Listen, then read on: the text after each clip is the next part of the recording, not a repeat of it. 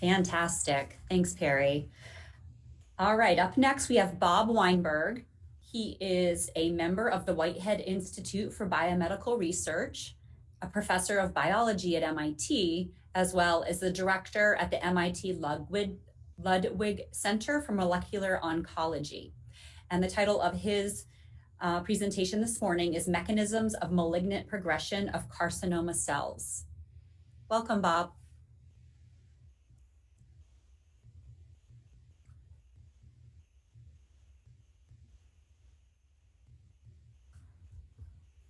So I wait one moment for Bob. We're looking for Bob.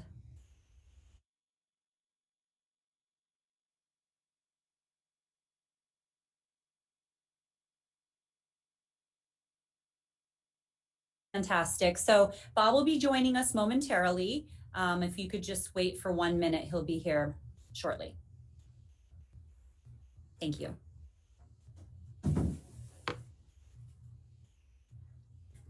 I'm going to quickly see if I got any more questions in the chat box here.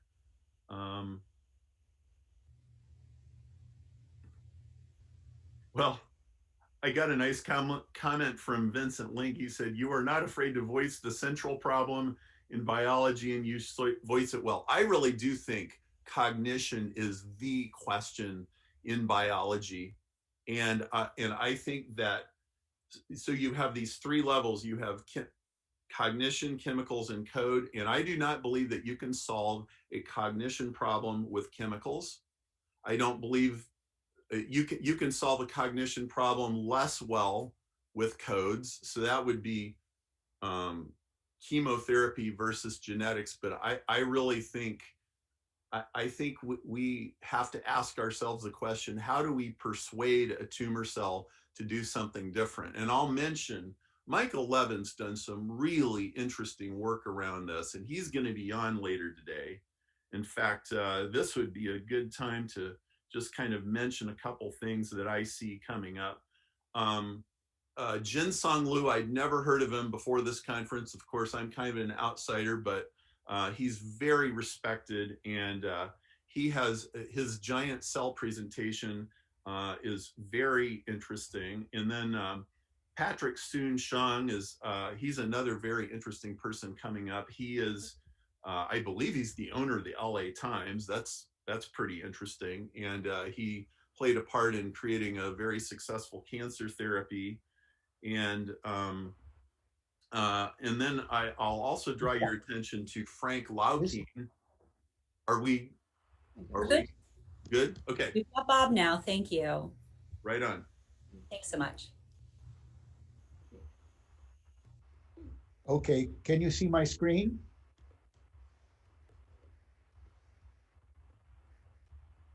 Can you see my screen? Yes. Yeah.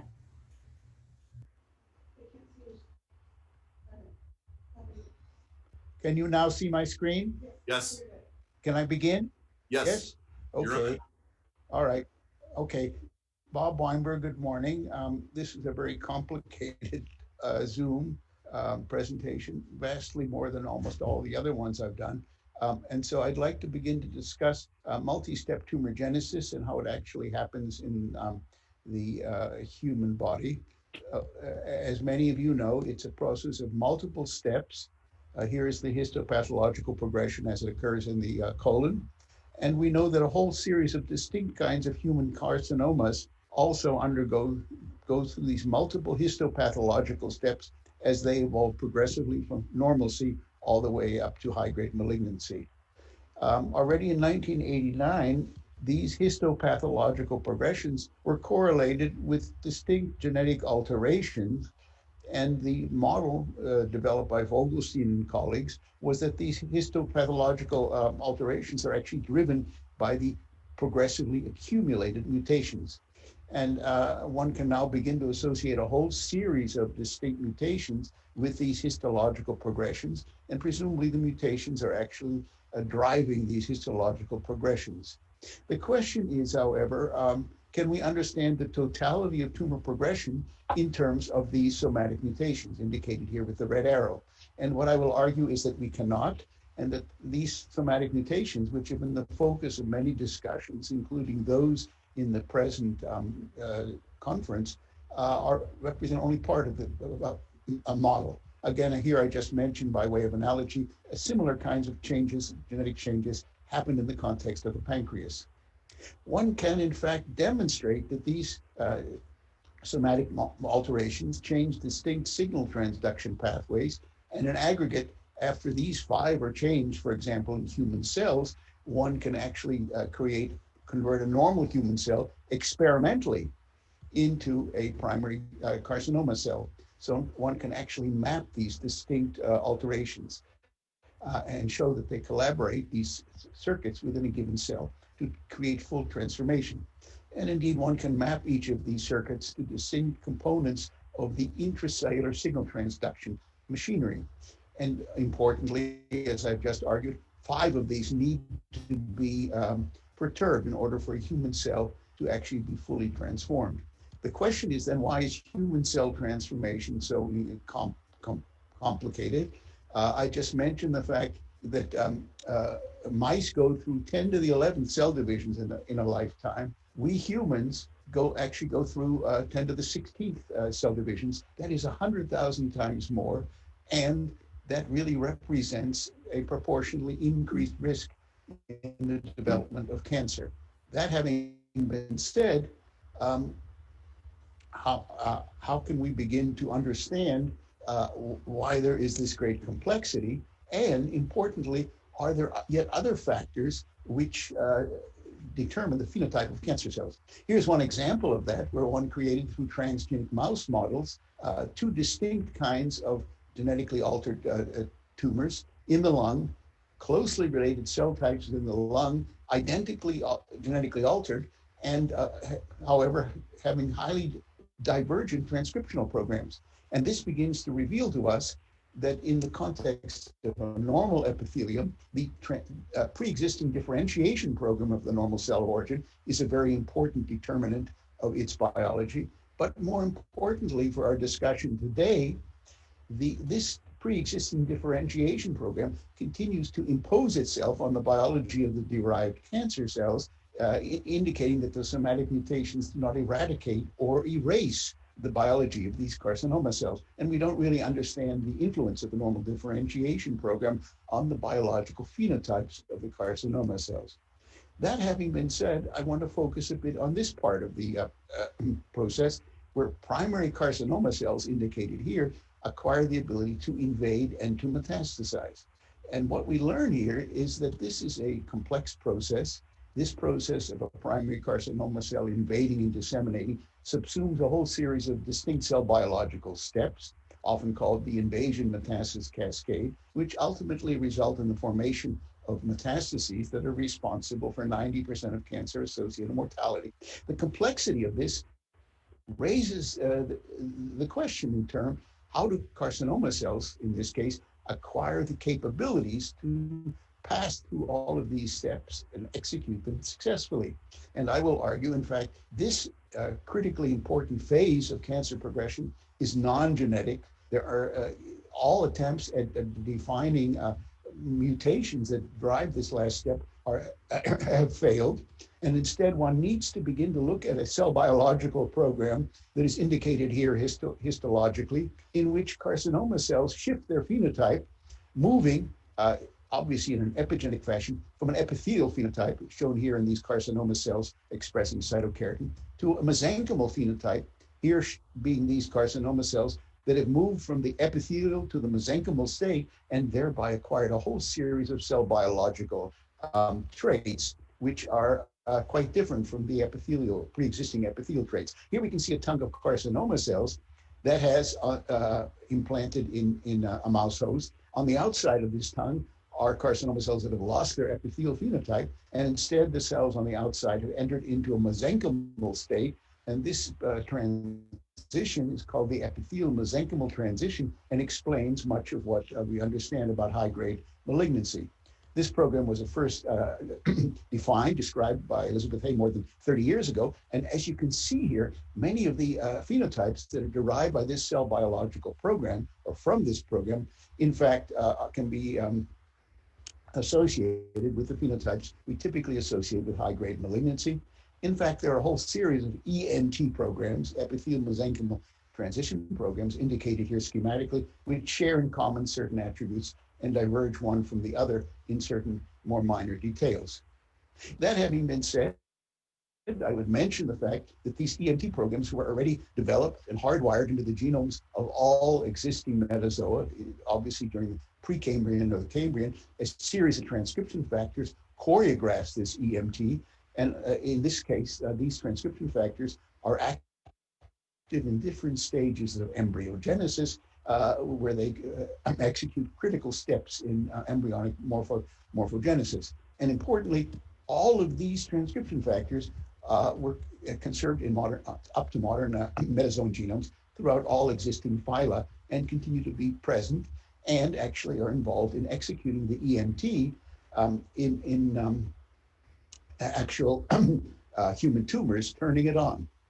I want to shift gears now momentarily and refer to work of Mohammed Al-Hajj and Michael Clark, 2004, in which they demonstrated, now in an ostensibly unrelated topic, that one can stratify carcinoma cells within a given breast cancer population into two subpopulations, genetically identical one with the other, one of which has as few as 200 cells can form a new tumor if implanted properly.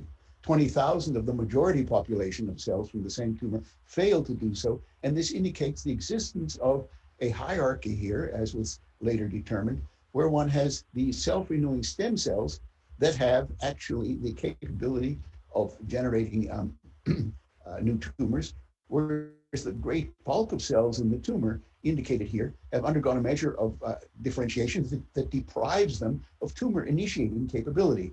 And these tumor-initiating cells are often called cancer stem cells. They can be separated, as indicated here, through this FACS, where the bulk population and the tumor population of carcinoma cells is a non-stem cell position. The minority population up here is in the stem cell position. And now one can pose the following question, as was done in my lab some years ago. Is there any connection between the EMT program, which I mentioned to you before, and the stem cell program, which I just described? And what was demonstrated was that one can take a population of human breast cancer cells or immortalized mammary epithelial cells. Here's the majority non-stem cell population. Here's the minority stem cell population. One can force these cells to undergo an EMT, epithelial mesenchymal transition, through the ectopic expression, forced expression of either the snail or the twist EMT-inducing transcription factors. And in so doing, one drives these cells from a non-stem cell to a stem cell position, which already begins to provide the direct evidence that the EMT program on the one hand and the stem cell program are intimately intertwined for reasons, by the way, we still don't really understand teleologically. One can demonstrate this as well in normal epithelial cells, where mammary epithelial cells lack mammary gland morphogenetic properties. But if one takes these cells, causes them to pass through an EMT transiently, now they acquire the ability, increased by 100-fold in this experiment, to generate an entire mammary gland. And I mention this experiment if only to emphasize that this interconnection between the EMT program, in this case effected by the slug EMT-inducing transcription factor, the connection between the EMT program and stemness operates both in neoplastic breast cancer cells, and in this case also in corresponding normal mammary epithelial cells. This EMT program is very interesting. In fact, cells don't just switch from an epithelial to mesenchymal state. It does not operate as a binary switch, but instead it's turned on, and in carcinoma cells, they move progressively towards the mesenchymal state indicated here on the right, and as they do so, they shut down pre-existing epithelial markers, and they turn on certain mesenchymal markers. And together, as they move past halfway through this program, they acquire a whole series of these phenotypes indicated here that are obviously critical to high-grade malignancy. In fact, in spontaneous human carcinomas or autochtonously arising tumors in mice, the carcinoma cells never complete the EMT program. They usually go into this quasi-mesenchymal state halfway down. And we now realize that the cancer stem cells, which I described before to be derived from the EMT program after turning it on experimentally, they sit right here in the middle. That is, they're also called tumor initiating cells, and they share both epithelial mesenchymal traits. They sit here in the middle, and they're critically important for seeding new tumors and indeed metastases. We could, in principle, actually eliminate these cancer stem cells, since that would seem to get rid of entire tumors. But in fact, this model I've given you needs to be revised, because if we look in the context of a tumor, one can find that the non-stem cells can regenerate, as you see by this upward pointing red arrow, can degenerate de novo new cancer stem cells. And consequently, if we try to eliminate the cancer stem cells, as was indicated here before, now instead we begin to realize that the cancer stem cells, once eliminated, are then replaced by de novo generated cancer stem cells, indicated here by these upward pointing arrows. This also raises the whole issue of plasticity, because cells can move between different phenotypic states with great rapidity, as we now realize. Given all this, how does this impinge on our conceptualization of the Darwinian model? The Darwinian model, as we discussed repeatedly here, occurs in the following way, or the neo-Darwinian model, I should say, where one has a population of normal cells. One of them undergoes a mutation. That in turn mutant cell expands clonally, generating a vast flock of descendants, let's say 1 million, in one of which there's now a secondary stochastic mutation. Now the doubly mutated cell begins to expand preferentially, generating yet a new clonal expansion. And now one of its progeny in turn acquires yet a third gene, and so forth. In other words, each of these rare somatic mutations drives a clonal expansion.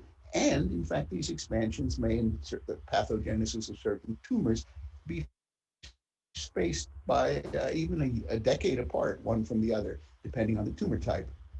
Importantly, and as has been mentioned on a number of occasions here, after a while, the increased mutation rate that observed in many kinds of tumors, as they progress progressively from normalcy to high-grade malignancy, the rate of mutation increases.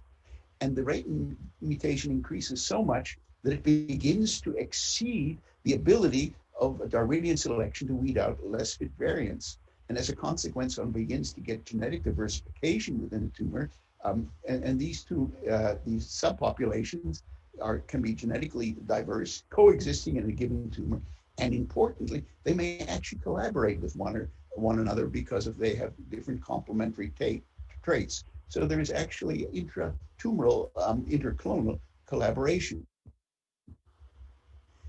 This really diverges very profoundly from the whole model of Darwinian evolution that we've discussed here, because we now have to embrace the idea that as one goes from normalcy to high-grade malignancy, not only does one have cells that have acquired 1, 2, 3, or 4 mutations, but in each of these genetic populations, let's assume here's one genetic population, here's a second, third, fourth, there is a level of phenotypic diversification because of the EMT program, for example, and because of this plasticity. And therefore, this population, while it may be at least transiently genetically homogeneous, is phenotypically quite diverse by virtue of this epigenetic program, by virtue of the fact that these cells here, for example, can generate other kinds of cells. And this provokes the question, by the way, which cells are the object of Darwinian selection? Are they the stem cells, or the transit amplifying cells, or the more differentiated cells that trigger, whose acquisition of a mutation now can trigger a new clonal expansion? And therefore, this raises the question, in which cells actually do the mutations occur?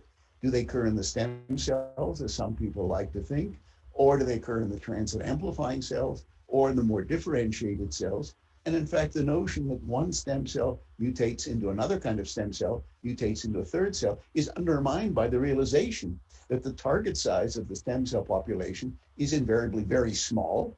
The proliferation rate of the stem cell population is relatively slow. And in contrast, the transit amplifying cells, the partially differentiated cells that derive from the stem cells, their population is vastly larger. They have the lion's share of the mitotic activity within a tissue, And importantly, because they proliferate a lot, they represent, because there's so many of them, much more favored targets for being the objects of mutation. And perhaps they, once they're mutated, actually feed back into the stem cell population in a reversible way, therefore suggesting that these are the mutant cells. Everything I'm talking about here is very difficult to reconcile, and I failed to do so in my own mind, the this whole schema of Darwinian evolution. And so we have now, because of this reversibility, which I mentioned before, back and forth mutation and replenishment of a stem cell compartment, mutation of trans and amplifying cells, replenishment of a new stem cell compartment, back and forth. And it's hard for me to begin to conceptualize this in the context of Darwinian evolution. And as I mentioned, this raises the question, to which I do not have the answer, nor do I know does anyone else, of which of these cell types is actually has phenotypes that represent advantageous or more fit traits in the context of the microenvironment of an evolving tumor, which ones are the objects of Darwinian selection. And again, here I'm a bit baffled by exactly how one can begin to conceptualize this. But clearly, to the extent that individuals, that we begin to rely on this Darwinian model for understanding the operations of tumor progression, to my mind, it's highly flawed, because I would mention something I didn't say forcefully enough to my mind, which is that these epigenetic programs, such as the EMT, actually are responsible for the lion's share of the biological phenotypes of cancer cells, not the somatic mutations that they carry. And this really begins to create great complications. And I just mentioned, I think I will just finish there, because we're running a little late, and I have to go soon. So perhaps I could take some questions now if there were some. So Bob, it's very fascinating that you're putting epigenetics, it sounds like above somatic above traditional gene mutations in the role of developing tumor. Yes. That, Yes. that's a pretty big deal. So I have a few questions here for you. Henry Hang asked,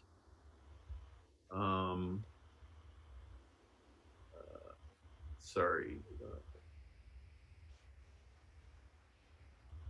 Okay, during EMT, in addition to the epigenetic changes, is there any evidence that the karyotype also changed?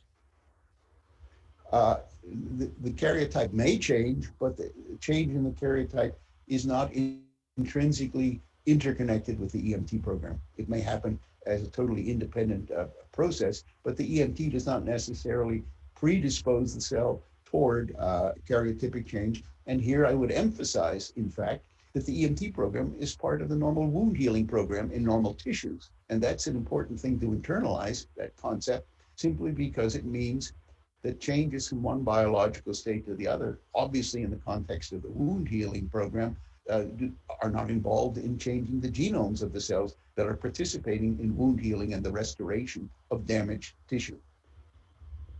Next question. This is from Tao Wu. So what is the primary difference between developmental EMT and cancer EMT? We don't really understand what the fundamental difference is. There are slightly different EMT programs. They've not really been mapped out. The EMT program involves changes in probably 400 or 500 different genes, and there may be differences in one and the other, because it could be that the existence of a genetic background, somatically acquired mutations, may actually create perturbations of the EMT program. But I cannot answer that. Essentially, the two programs are very much the same, but I would be wary of saying they're identical, given the potential influence of the somatic mutations that are born by the cancer cells. Jeff Townsend asks, I for one agree that studies have failed to identify genetic variants that are determinant of progression subsequent to primary carcinoma. Nonetheless, I wonder what you think is needed to prove such a negative result, and which studies you would cite as being satisfying in this regard. Well, one thing to do is to take primary carcinoma cells that are non-metastatic and induce them to go and do an EMT through the ectopic expression of an EMT inducing transcription factor, and that on its own will allow them to physically disseminate. That indicates the EMT program is sufficient on its own to choreograph the whole steps of the invasion metastasis cascade. Conversely, if one blocks certain EMT inducing transcription factors, that will blunt the ability of primary carcinoma cells to physically disseminate. So those together raise to some prominence the role of the EMT program in enabling metastatic dissemination.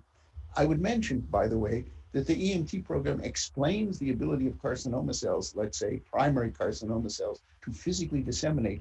What it does not explain, however, is the following question. When a carcinoma cell leaves a primary organ and reaches a distant tissue, how does it make a living in the distant, initially unfamiliar tissue microenvironment, which ostensibly requires some kind of biological adaptation? And how carcinoma cells that are disseminated adapt to a newfound home is something the EMT program does not address or solve. That last step, by the way, is termed colonization. Elizabeth O'Day asks, Bob, using the BPLER, HMLER isogenic cell lines, we have observed a metabolic switch that controls stemness.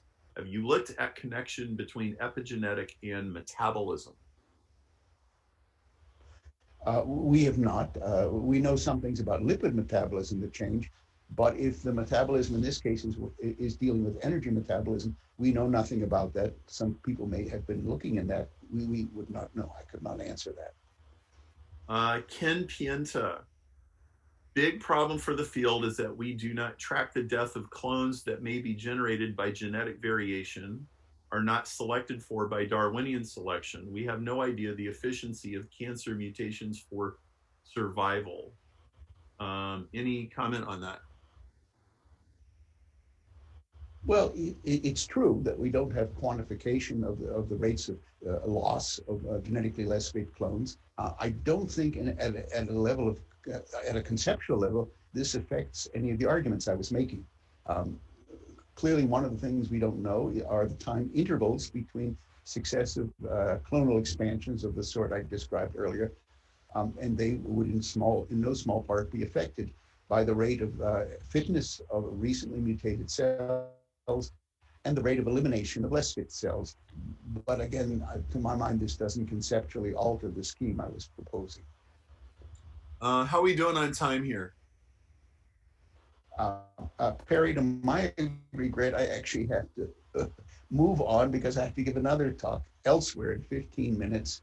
I'm sorry to be such a jet setter, and I hope this was useful in helping us understand the evolution of cancer. And by the way, on a species level, trying to understand why it's so complicated that human cells can be transformed, as I said before, by introducing 5 different alterations. And what I didn't say is that mouse cells require only 2 introduced mutant genetic alleles to transform them, indicating that as we have evolved to larger, long-lived organisms, our cells have had to acquire hardwiring that renders them resistant to neoplastic transformation. On that note, and with no further ceremony, I would bid everyone adieu, and hope to see you somewhere soon on this planet. Bye-bye. The chat box liked your presentation, Bob. Thank you very much for being here.